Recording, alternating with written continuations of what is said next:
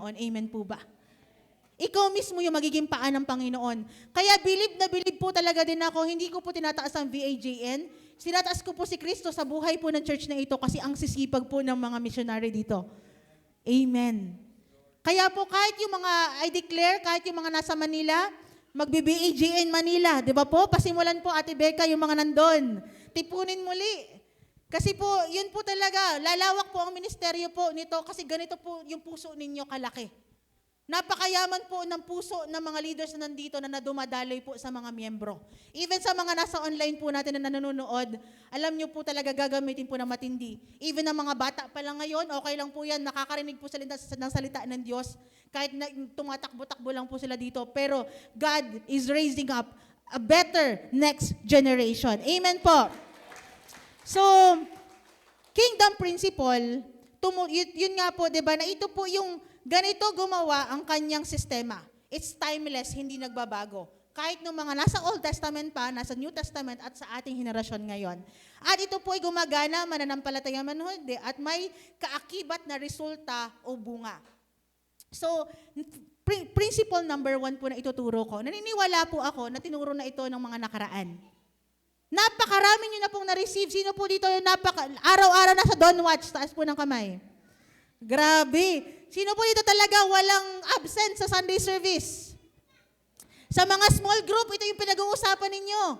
Pero medyo mabigat po ito mga kapatid talaga. Kasi talagang sakripisyo yung number 1 principle po. Wala pa man yung batas, meron na ito. Ito yung pinakang una. Number 1 po, secret to overflow. Number 1, principle of first fruit. Paano po ba itong first fruit na to? Sa Exodus 23:19, basahin po natin mga kapatid. Exodus 23:19. Dalhin ninyo bilang handog sa bahay ni Yahweh na iyong Diyos ang mga pinakamainam na unang ani ng inyong mga bukirin.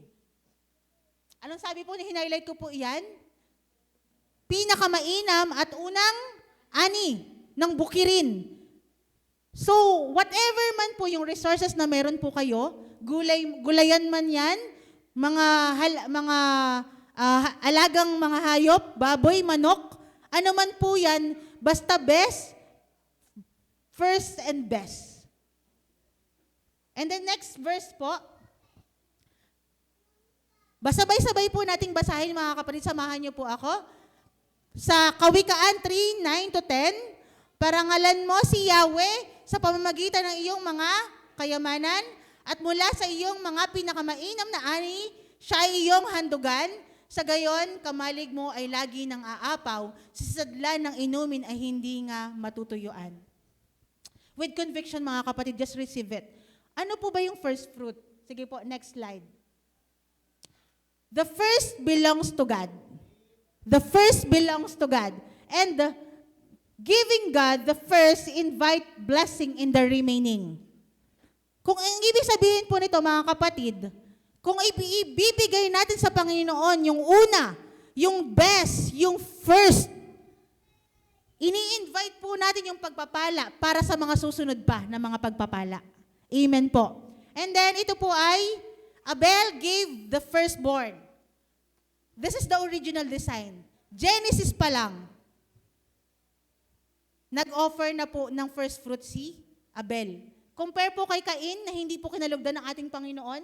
Si Abel po, di ba, naghandog po siya sa Panginoon ng mainam na ani. And first fruit breaks cycle of luck. Because in the kingdom, there's abundance, there's fruitfulness, and you lack nothing, mga kapatid. Sabi mo, nung mga kanina po, di ba, may mga namatayan, meron po mga nagkasakit, pero grabe yung grasya ng ating Panginoon. Nakita niyo po ba, mga kapatid? And next po is first activate the blessing on the rest. Gusto ko pong maunawain ito, mga kapatid. Ito po ay nilakaran ko po nung ako po ay una pong nagtrabaho. Nung first ko po na na trabaho ko nung ako po pumunta ng Maynila. Doon po rin ako nag-aral. Trinain po ako ng church din na talaga maging faithful po sa first fruit. hindi po to nagiging kultura pa ng mga simbahan dito po sa ating probinsya. Pero tested and proven, nakita ko po yung pagkilos ng Panginoon po. Alam niyo po ba, nung ako po yung naghahanap ng trabaho, kasi marami po dito graduating, tama po ba? Yung ilan po dito naghahanap ng trabaho, kaya po nagtatrabaho sa kabila. Talaga pong for 1 month, nag-fasting po ako ng Daniel fast. Para isik po talaga, Lord, ano po yung kalooban mo? And then, dinala po niya ako sa mga kumpanya, pero po merong kumpanya doon na parang bahay lang. Pero ang sabi, ang nilid ako ng Panginoon, doon ka anak magtatrabaho. Pero alam niyo po ba, hindi binigay yung asking kong salary. Pero ang commitment ko, Lord, ito pong unang sahod ko, ibibigay ko po ay sa inyo. Sa inyo po ito. Pero di ba ang sarap po talaga na gastusin? Kasi deserve, kasi ang tagal po kasi po, working student pa lang po ako nung college pa lang ako. Tagalaba, tagaluto, namamasukan po talaga ako sa tita ko. Ang hirap, umiiyak po ako that time, hindi po ito patungkol sa akin, pero ito patungkol sa kabutihan ng Panginoon. Na talagang ang hirap po na habang nagpa-plancha po ako ng damit, habang naglalaba, nakakaiyak. Tapos may libro po ako sa harapan, kasi accounting student sa PUP. Ang hirap po nakalagay habang naglilingkod sa Panginoon. Pero alam niyo po ba, dahil po doon tinanim ng Lord, anak, ibigay mo yung una, yung best para sa akin yan. And guarantee, ibibless kita. And alam niyo po ba mga kapatid, after 2 weeks, nung pagkabigay ko, di ba, quincenas po yung sweldo. After 2 weeks, binigay po nung boss ko yung asking kong salary. Grabe, palakpakan po natin ang ating Panginoon. Bakit po mga kapatid? Hindi ko po sinabi sa boss ko na i-promote niyo po ako. May promotion po ba for 2 weeks? Pero grabe po yung katapatan ng Panginoon. Masakit po yun kasi parang panggastos ko yun, mahal ang panggastos sa Maynila. Pero grabe po, pag po talaga, maging tapat po talaga tayo dito, hindi po tayo pagkukulangin ng ating Panginoon. Hindi po ako nagkasakit, hindi po ako nagutom. Pero grabe po, minsan iko-question ka ng magulang mo, o nasan yung sweldo mo? Diba? Mga ganun po. Pero grabe, ang tapat po ang Lord. You will honor, at ito po'y binibigay natin sa man of God. Meron po ako dito, pwede po bang inaayahan ko po dalawang tao dito po sa unahan. Sige po, sino po yung mga dyan, matipuno at gusto maging milyonaryo pagdating ng panahon? Ayan po, isa pa. Meron pa, isa pa po.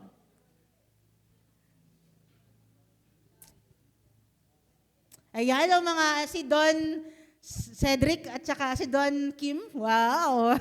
Ang mga ayan. So for example po, dito ka kapatid. Tapos dito, ikaw, Kim Aaron, dyan ka.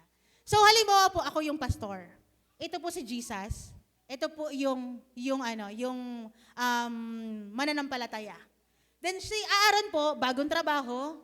Anong profession mo? Engineer. Ayan, engineer, kakapasa lang. Ay pag pumasa akala, yaman na. Di ba? Pagka daw naging accountant na, tsaka naging engineer ka na, mayaman ka agad. Di nila alam, di ba? Dadaan sa proseso. So, mag-o-offer ka sa pastor mo ng first fruit. Medyo masakit, di ba? Pero dahil sinabi ng Lord ng Biblia, prinsipyo, sige, i-offer mo. Di ba? Ayan.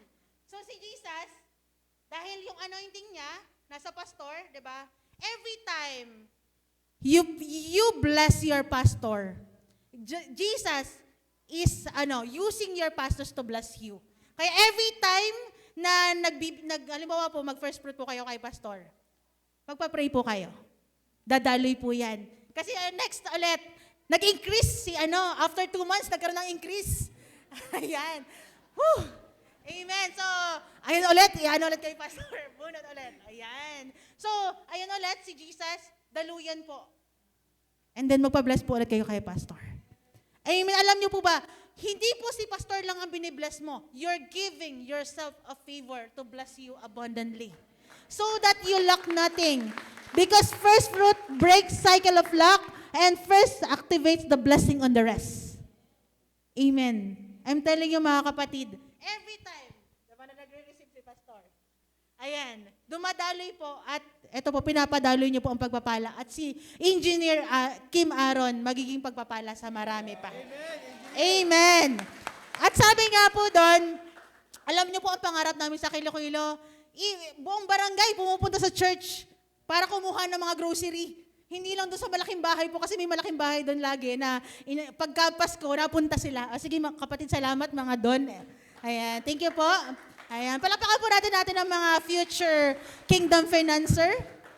Kaya alam niyo po ba, pangarap po talaga namin, and even nung nakaraan po, ito po ginagawa na po namin. Lahat po contribute din po ang buong church. May blinas din po kaming pastor. Ang tuwan-tuwa po ang pastor, halos mang iyak-iyak. Kasi wala po nagsusuporta doon sa pastor na yon. Mga kamag-anak lang, pero sa church po, wala po. Kaya po napaka-bless po natin, kaya po natin magdala ng ganito po. Napakalaking bahagi po niyan na maging kultura ang pagbibigay dito sa simbahan. Amen po ba? Amen. Kaya po, I'm so excited po talaga sa inyo. Bakit po? Alam niyo po ba, even estudyante po namin, natuturo na po namin yung ganito, nalalakaran na po namin.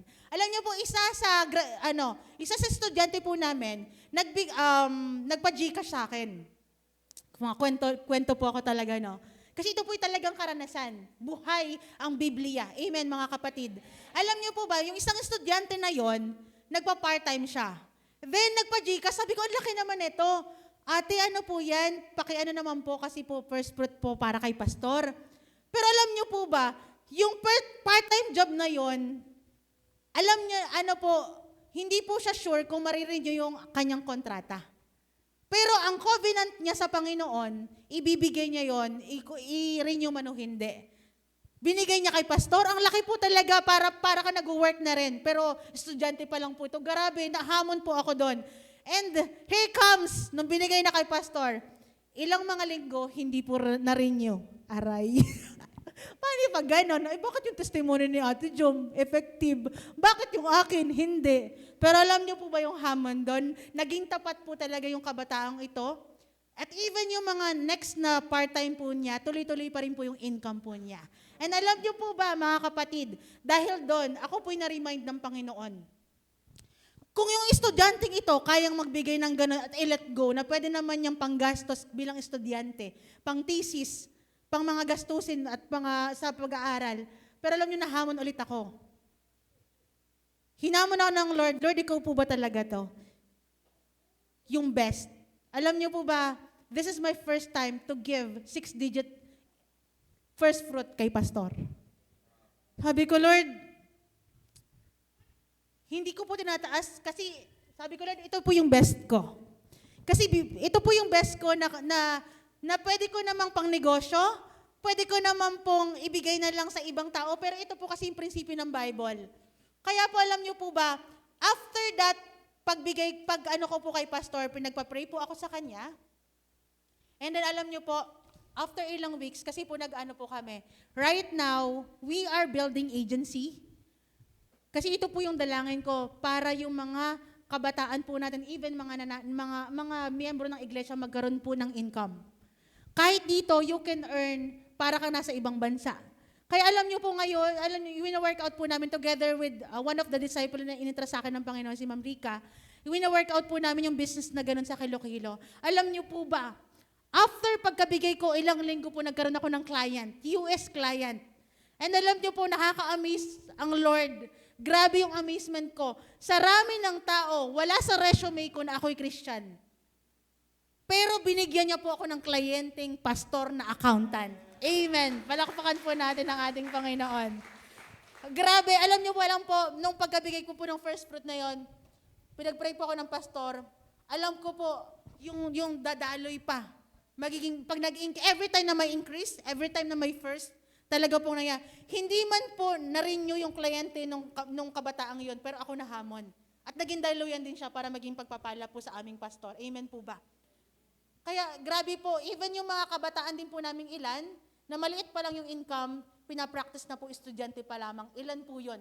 Na dinedevelop po namin bilang mga future CEO.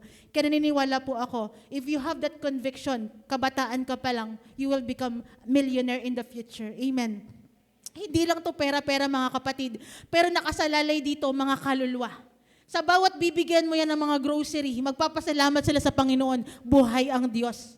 Every time you give blessing to them, sasabihin nila, salamat, merong isang kuya, may isang ate, may isang pastor Kim, may isang pastora din na tumayo para ako'y mapagpala. Na totoong buhay nga ang Panginoon sa pamagitan ng simbahang ito. Amen po ba? Amen.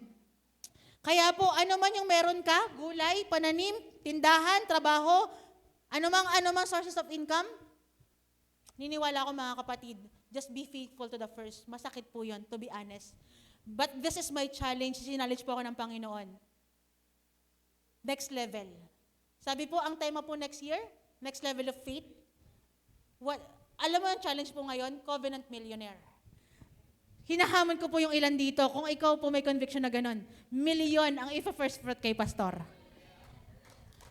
Kasi, yung milyon na yon, isang buong income mo lang. Kasi pagpapalain ng Diyos yung iba pang mga buwan. Amen! Amen! Totoo po yan mga kapatid. Ang dami nang nauna. Kaya kaya ko po itong i-preach because may nauna na.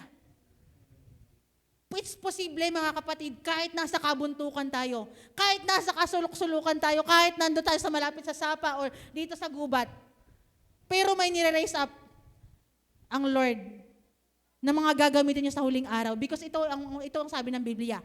God will transfer the wealth of the unrighteous to the righteous. Because we are in the last days mga kapatid, gagamitin natin yon para sa kaharian ng ating Panginoon. Amen po. Kaya first pa lang yan, medyo mabigat, pero alam nyo mga kapatid, pag ginawa natin itong principle na to, I'm telling you, overflow. Overflow. Kaya yung tumatayo dito, na mga estudyante, hindi ko po inaano yung mga pupunta ng Maynila. Kung yun yung calling nyo, okay lang po. Pero kung may conviction ka magstay dito, ino-honor ng Panginoon yan. Yung Corifas, umano po ba yan sa isipan nyo na magkakaroon nyo na even buong Marinduque pwedeng makabitan? Diba? Hindi naman po, parang wala sa, ano po natin yan, kaisipan. Pero ngayon po, nagmamanifest na po mga kapatid, tama po ba? Nakikita na ng inyong mga mata kasi may tumayo at nanampalataya. Sino pa dito yung tatawagin ng Diyos para tumayo at manampalataya na may gagawin ng Panginoon sa VAJN? May gagawin ng Panginoon sa Marinduque. Puso ng Pilipinas, dumadaloy sa puso. Nag-overflow. Pagpapalain ng Pilipinas because maayos ang puso. Amen. Isa po ang VAJN sa nilalakaran po ito. Kaya po, salamat po sa Panginoon. Sino po dito yung gusto nun? First fruit, 1 millions. Totoo po yan. Meron po ako na 10 million first fruit, 3 million first fruit. Oh, grabe. Pero pag may ganun ka na kaya, nandito ka pa rin? Hallelujah. Baka nasa Boracay ka na. Baka nasa Korea ka na, nag-o-op pa. Pero yun po, unahin po natin yun mga kapatid, kaharian ng ating Panginoon. Pangalawa pong prinsipyo ay tithing. Alam niyo po ba ang tithing is a elementary teaching? Pero bakit po kahit po tayo ay 20 taon ng Kristiyano, parang ang hirap na hirap pa rin po, Lord, naiintindihan mo naman. Kulang po, Panginoon, kaya po nauunawaan mo naman po ang aking kalagayan. So, magkano po ang tithes ng 100? 10 pesos. Pero alam niyo po ba ang deklarasyon ko? 20 to 2016, mag-i-increase ang tithes ng bawat isa. Amen po ba?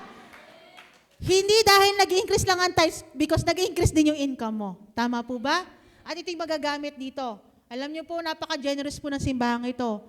Bakit po, imagine nyo po, yung mga talaga pong dumadaloy po talaga sa mga barangay, may mga medical mission, naambunan pa po kami sa kilo-kilo, napili po kami sa isa sa Operation Blessing, napaka-generous po ng simbahang ito. Even sa skills, even sa leadership, hindi po madamot ang simbahang ito sa leadership. Kaya hindi lang po to pera, kung ano yung kakayanan mo, time, talent, nanghihina yung kapatid mo, ilihand mo, ipag-pray mo. Grabe yung generosity po na meron po ang simbahang ito.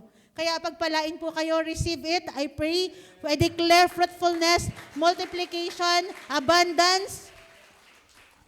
And about tithing sa Leviticus 27:30, lahat na ikasambung bahagi, maging binhi o ani, bunga ng pananim ay nakalaan kay Yahweh. Kanino nakalaan? Kay Yahweh. So ito po ay, una, ito'y banal. Ito ay, it belongs to the Lord, or it belongs to God. Ito po'y pag-aari ng Diyos. Mga kapatid, yung 10 bahagi ay pagmamay-ari ng Diyos. It's part of ownership ng Panginoon. Kaya every time po na hindi po natin ito binabalik, sabi po, it is returned, not given. Hindi ka po nag-o-offering pag nagtatites ka. Binabalik mo pa lang kasi pinagpala ka na. Nabasa ko po kanina sa sobre, magdagbigay ka kasi pinagpala ka na. Tama po ba? Ito ay binabalik, hindi ibinibigay. Next po. It is not ours to keep. Hindi ito sa atin para angkinin. It existed before the law. Umiiral bago pa ang kautusan. Kaya mga kapatid, maging tapat po tayo dito. Because every time hindi po tayo nagiging tapat, pinagnanakawan natin ang ating Panginoon. Masakit man po, pero meron po palang magnanakaw sa simbahan. Hindi lang po obvious. Kaya masakit po talaga siya, pero totoo po ito. Bakit po? Ito po yung prinsipyo ng Biblia. Honor brings protection and provision. Naniniwala po ako yung na si engineer ay tighter. Amen po ba? Kaya kahit ilang samplang na yung anak niya, buhay pa din. Amen po ba? Amen. Kasi it brings protection and provision. Ito po ang sabi po dito sa Malakay 3:10. Ito yung madalas po itong binabanggit po. Alam ko po gasgas na ito. Pero babanggitin ko po muli. Malakay 3:10, dalhin ninyo ng buong-buo ang inyong mga ikasampung bahagi sa tahanan ng Diyos upang matugunan ang pangangailangan ng aking tahanan. Subukin ninyo ako sa bagay na ito kung hindi ko buksan ang mga bintana ng langit at ibuhos sa inyo ang masaganang pagpapala. Ito po yung verse 11. Huwag po natin i-miss out ito. Verse 11. Hindi ko rin hahayaang salantain ng mga balang ang inyong mga pananim at mamumunga na ng sagana ang inyong mga ubasan. Kaya po mga kapatid, poproteksyonan ng Diyos ang inyong negosyo pag nagda-tithes kayo. Poproteksyonan ng negosyo ang inyong pong mga kalusugan pag nagda-tithes po kayo. Poproteksyonan ng Lord ang inyong pag-aaral pag nagda-tithes po kayo. Poproteksyonan ng Lord ang inyong pong mga trabaho kung nagda-tithes po kayo. Even health, even po accident, we rebuke it kasi it brings covering and protection. Nung nakaraan po, yung tatay ko, nalaglag po sa tulay. May dala-dala pong gulong ng kubuta. Ay, ang laki po nung ano niya. As in po, bakal po yon. Pero umuwi, nalaglag po, pero umuwi, ang lakas pa, nag-drive pa papuntang bayan. Sabi ko parang, alam mo, nagbibiroan kami minsan ng mga kabataan namin. Pag may nangyari sa kanya, pero biro lang po ito pero paano po kung totoo, kung ano talaga, posible. Nagbibiroan kami, halimbawa may nangyari, di ka nag-tights ano. Parang nagbibiroan lang naman po, pero mapapaisip ka din, oo nga, no, hindi ako nag-tights. Baka nga hindi ako nag-tights, kaya ako nasemplang kanina. Mga ganong ano po, no. Pero totoo po yan mga kapatid. Pero may mga test of faith naman talaga, hindi naman dahil ikaw ay nagkasala. Diba? Baka naman lahat na lang ng hindi ka nag-tithes, naku, asama mo na. Hindi ka nasunod kay pastor sa prinsipyo ng Biblia, kaya hindi po ganon. Correct me, i-correct na po natin yung ganon. Pero alam niyo po mga kapatid, it really brings protection. At isang hamon po sa akin doon, simula po nung ako'y nagkamuwang, bata pa lang po, mahilig na ako mag-ipon ng alkansya. As in, wala pa po akong grade 1. Nag-iipon na po ako. Alam niyo po ba, bata pa lang kami, tinunuruan na kami ng magulang namin mag-tithes, ng nanay namin. Kaya napaka-blessed po nung kayo po ang believer na yung parents nyo. Pero kung ikaw po yung unang believer, tayuan nyo po, ikaw ang leader ng iyong tahanan. Amen po ba? Kaya alam nyo po, bata pa lang kami po, talagang as in, yung isang buong baon, elementary pa lang, binibigay na sa amin. Mag-tithes ka dyan. Pag yan ay nagkulang na yung baon mo, bahala ka na. Ikaw na yung mag-manage ka na ng pera mo. Diba? Elementary pa lang po. Kaya po mga kapatid, turuan po natin yung mga bata. Kasi po, alam nyo po ba, hindi lang po ito basta batas. Diba? Binigay kay Melchizedek yung sa isang hari. Kasi alam nyo po ba ang nililid ng Panginoon talaga, ministry and ministry. Ministry and ministry, magkaakibat po talaga yan. Kaya po, nakakatuwa po talaga na, yung provision, yung protection ng Panginoon, 'di ba? Sa negosyo po, tatanggalin ng Lord yung mga may mga nangungupit. 'Di ba po? May ilan po talaga mga tindahan na may nangungupit yung mga empleyado. Tama po, pero God will protect your business.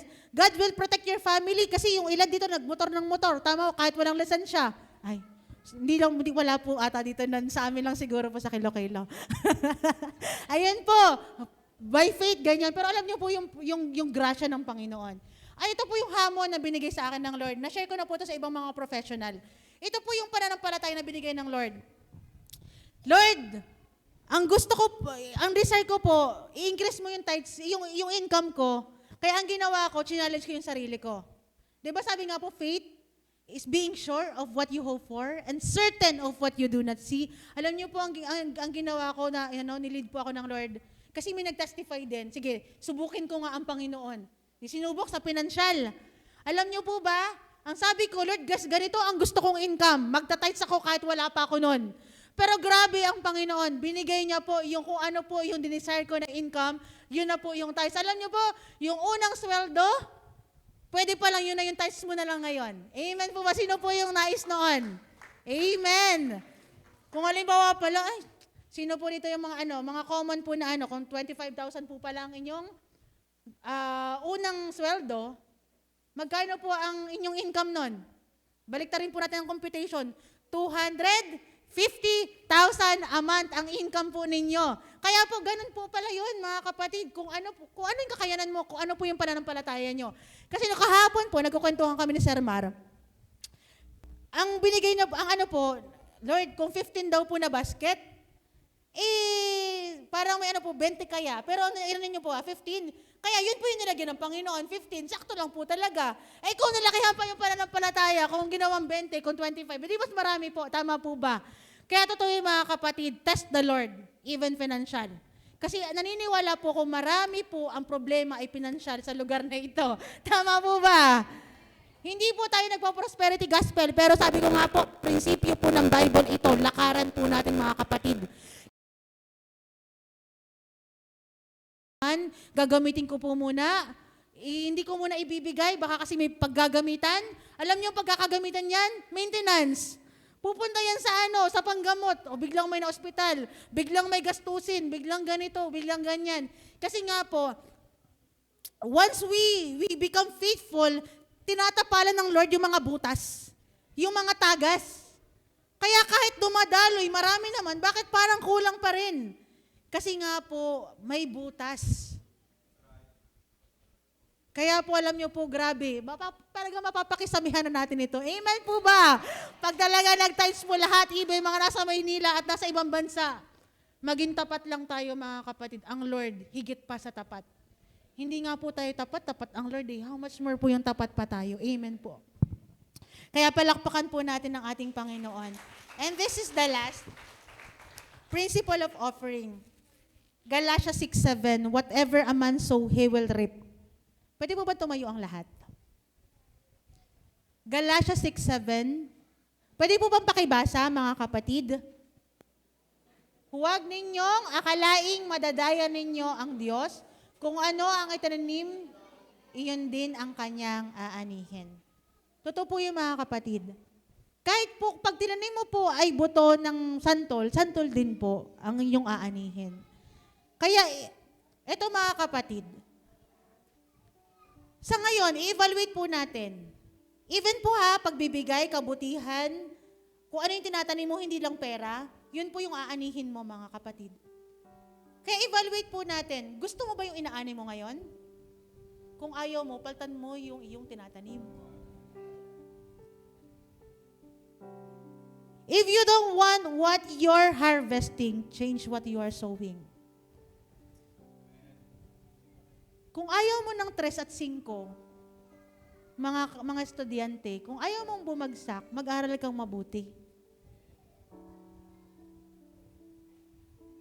Kung gusto mong ma-promote, maging tapat ka sa Panginoon at the same time, magsipag ka sa trabaho.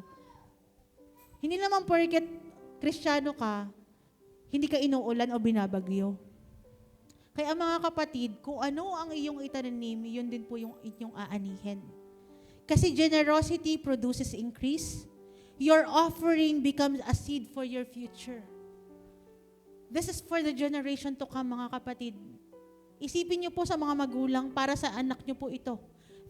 Alam niyo po ba, I came from a G12 family, under Bishop Oriel po. Ayun. Alam niyo po ba, tinuruan po talaga kami ng first fruit tithing and offering. And even ito po na seed. Yung buto, pag tinanim mo, kahit isa lang yan, pwede yung maging gubat. Ang laking bahagi ng pagbibigay mo ng buhay mo sa Panginoon.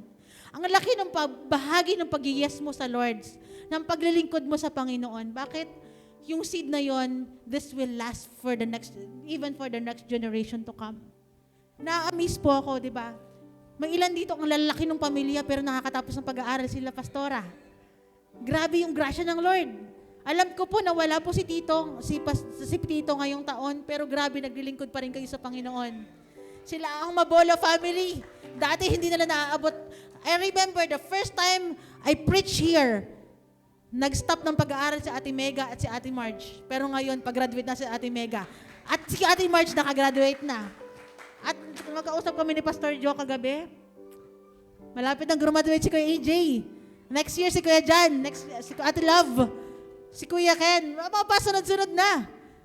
Ganyan kabuti ang Panginoon. Yes, mahirap ang pagtumayo. Mahirap po mga kapatid kasi tataliwas ka doon sa mundo eh.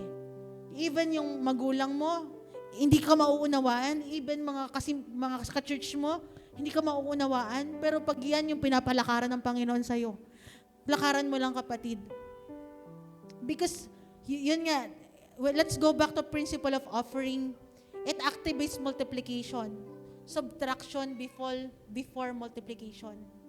Isusubtract ka muna. At nabasa ko sa isang libro, hindi po ito believer na libro, pero sabi niya po doon, once you want something, give it first.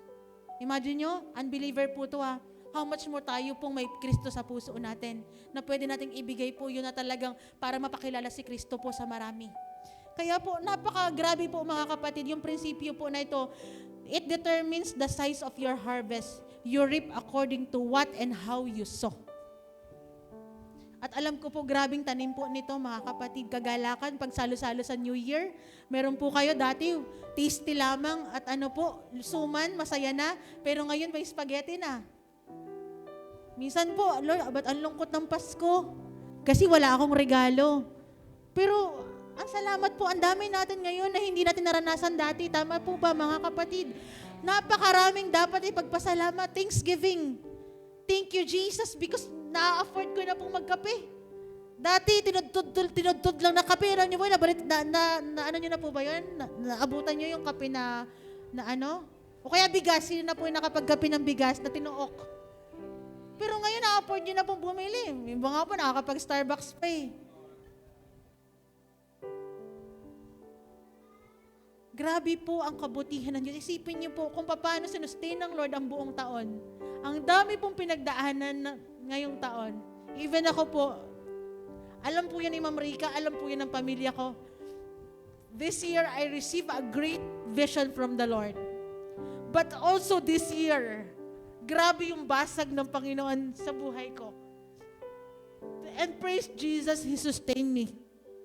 Alam niyo po ba, even si nanay, she's just checking me kung nakakatulog pa ba ako. Kasi grabe po yung breaking ng Lord this year. And then after my preaching, na-aksidente, parang Lord, di ba yung promise mo to? Pero ba't ganito yung nangyayari? Grabe po talaga as in. Kaya once you receive vision from the Lord, panghawakan niyo po yan. Makakaranas kayo ng mga persecution. Makakaranas kayo ng mga test of faith.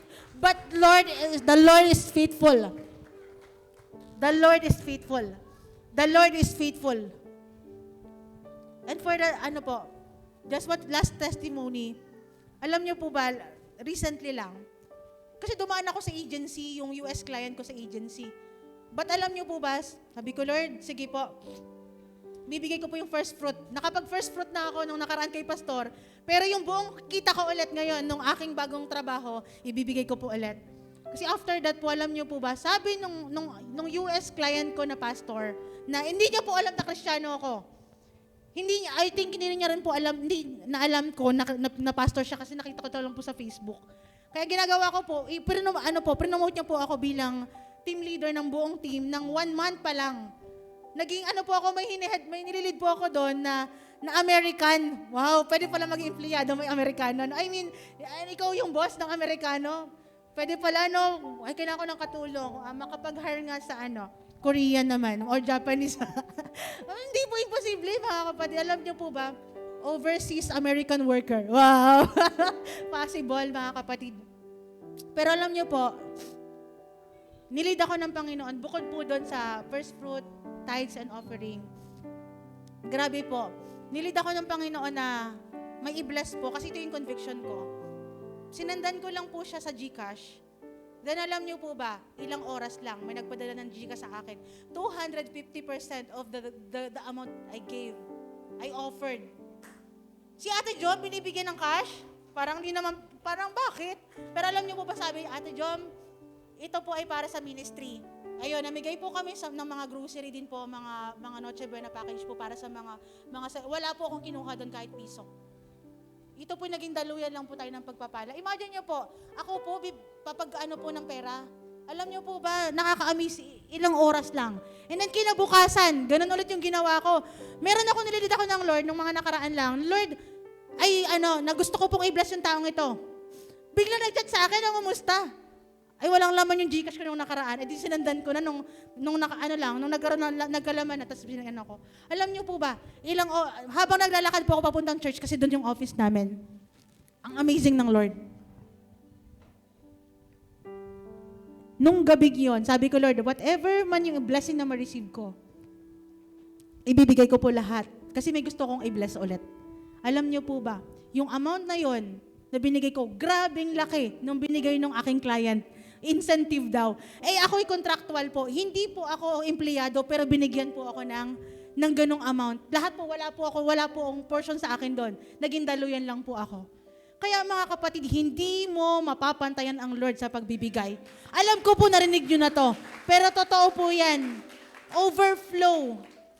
Overflow. Kaya ngayon mga kapatid, meron po pong magte-testify mamaya, pero let's pray to the Lord. Let's assess. Can we bow down or can we close our eyes, mga kapatid? Evaluate natin.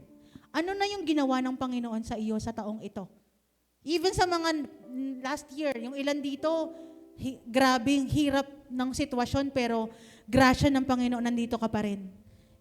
Graduate ka na, naghahanap ka ng trabaho, nagpe-pray ka for that specific thing, but God want to use you mightily. Kumusta yung puso mo, mga kapatid? Kumusta yung puso mo?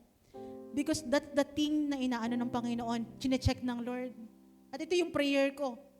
Lord, wag mong ibigay hanggang hindi handa ang puso ko kasi masisira ako. Lord, wag mong ibigay yung pagpapala, Panginoon, kung ito ikakasira namin. Lord, ihanda mo muna kami, Panginoon, sa bagay na pinagpipray po namin. And I declare, Lord God, I declare blessing in this church. Come on, mga kapatid, you receive it. I declare breakthrough in the name of Jesus. I apply your holy blood, Panginoon. I declare overflow. Overflow in the name of Jesus in all aspects, Lord God, of every man, woman in this place. I declare, Lord God, prosperity. I declare abundance. I declare open doors to businesses. I declare open doors of blessing, Panginoon. Lord God, sa mga may sakit, Panginoon, kayo po yung magpagaling. Lord, I declare, Panginoon, prosperity, Panginoon, sa bawat isa. Maayos na relasyon. Lord, na nilalakaran ng simbahang ito, Panginoon, yung restoration. Lord, January pa lang, Panginoon, yung restoration, nararanasan na po. And even ngayon, Lord God, marami kang ginawa at gagawin pa. Marami kang nirestore, Panginoon, na pamilya. Marami kang pinabalik sa simbahan. And we're so excited for more of you, God. Kaya thank you, Jesus. Kaya ang dalangin ko po, Panginoon, kung libre mong binigay yung salvation, that's the same heart that we can give to other people. Yung salvation, Panginoon, ng marami pa. Marami pang maaabot ang simbahang ito, Panginoon. Lord, huwag mong hayaan